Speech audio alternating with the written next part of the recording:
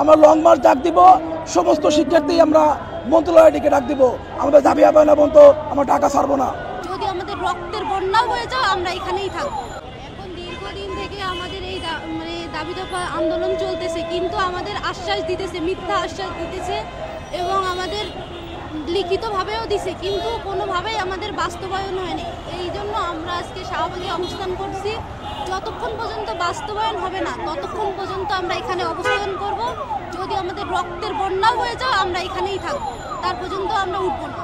দাবি আমাদের 4টা দাবি যৌক্তিক, তাহলে কেন মানা হচ্ছে না? আমাদের তো কোনো এখানে অন্যায়ভাবে আমরা আবদার করতেছি না, আমাদের যেটা ন্যায্য মূল্য আমরা সেটাই চাচ্ছি, কেন তাহলে দিতে হবে? আমরা গত 3 থেকে 4 মাস যাবত আন্দোলন করে যাচ্ছি আমাদের 4 দফা নিয়ে। আমরা হলো সাধারণ ন্যায় শিক্ষার্থী। আমাদের 4 দফা নিয়ে আমরা অনেকদিন যাবত ক্লাস বন্ধ করে রেখেছি। আজকে আমরা এই শাহবাগে এসে আমাদের 4 দফা দাবিগুলোর মধ্যে প্রথমে হলো আমাদের কোর্স কারিকুলাম। আমাদের কোর্স কারিকুলামে যে পুনরায় ভালো করার নামে তারা আমাদের কোর্স কারিকুলামগুলো একদম সংকট করে ফেলছে, আমাদের ইন্টার্নশিপকে বাতিল করে ফেলছে। আমরা চাই কোর্স কারিকুলাম খুব সুন্দরভাবে উপস্থাপন করার জন্য। দ্বিতীয়ত হলো আমাদের উচ্চশিক্ষা, প্রত্যেক ডিপার্টমেন্টের উচ্চশিক্ষা রয়েছে। শিক্ষা মানুষের মৌলিক অধিকার।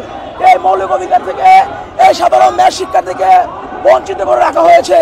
আমি চাই আমাদের এই মৌলিক অধিকার আমাদেরকে যেন ফিরিয়ে দেওয়া হয়। তৃতীয় দাবি হলো আমাদের 16 বছর যাবৎ আমাদের নিয়োগ নয়। প্রত্যেক ডিপ্লোমা চিকিৎসকের 10ম গ্রেডে নিয়োগ হয়, কিন্তু এই ন্যায় শিক্ষার্থীদের আজ 16 বছর যাবৎ কোনো নিয়োগ হচ্ছে না। আপনারা দেখেন গ্রাম পর্যায়ে মানুষ চিকিৎসা পাচ্ছে না। কমিউনিটি ক্লিনিকগুলো, ইউনিয়ন উপজেলা পর্যায়গুলো ডাক্তার নাই, সেবা দেওয়ার মানুষ নাই, কিন্তু আমরা হাজার হাজার শিক্ষার্থী পাশ করে বেকার হয়ে বসে রয়েছি। মানুষের সেবায় তারা আমাদেরকে লাগাইতে পারতেছে না। আমরা চাই অতীব তাড়াতাড়ি গ্রাম অঞ্চলে কমিউনিটি ক্লিনিক থেকে শুরু করে ইউনিয়ন সাব সেন্টার থেকে শুরু করে উপজেলা পর্যন্ত আমাদের এই সাধারণ ন্যায় শিক্ষার্থী তথা ডিএমএফ চিকিৎসক বিন্দুতে নিয়োগ দেওয়া হোক। চতুর্থ দাবিটা আমরা বলবো, আমাদের একটা এলাইট বোর্ড করা হয়েছে, আমরা এই এলাইট বোর্ড মানি না। আমরা আমাদের স্বতন্ত্র বোর্ড চাই। Diploma medical board of education নামে আমরা স্বতন্ত্র একটা বোর্ড চাই, যে বোর্ডের মাধ্যমে সাধারণ ডিপ্লোমা শিক্ষার্থীরা পরিচালনা করবে। এই বলে আমি আমার বক্তব্য শেষ করছি। আসসালামু আলাইকুম। আমরা এর আগে অনেকবার অবশ্যই গিয়েছি, আমরা প্রতিটা মন্ত্রণালয়ে গিয়েছি, প্রত্যেকটা ডিপার্টমেন্টে গিয়েছি, শুধু তারা আমাদের আশ্বাসই দিয়ে গেছে। দেখেন, আমরা আমাদের কোর্স কারিকুলাম যদি পরিবর্তন না হয়, আমাদের নতুন একটা ব্যাচ পরীক্ষায় বসবে, তাহলে 4 বছরের মধ্যে তারা নিজেরাই বলে পরিবর্তন করা যাবে না। তাহলে ফ্যাসিস্ট হাসিনা সরকার যদি পরিবর্তন হওয়ার পর যদি 1 মাসের মধ্যে কোর্স কারিকুলাম অন্য ডিপার্টমেন্টে পরিবর্তন হয়, তাহলে আমাদের এই ন্যায় শিক্ষার্থীদের কোর্স কারিকুলাম কেন পরিবর্তন হবে না? আমরা মানুষের কষ্ট আসলে দেখতে চাই না, কিন্তু আমরা আজকে হতভাগা।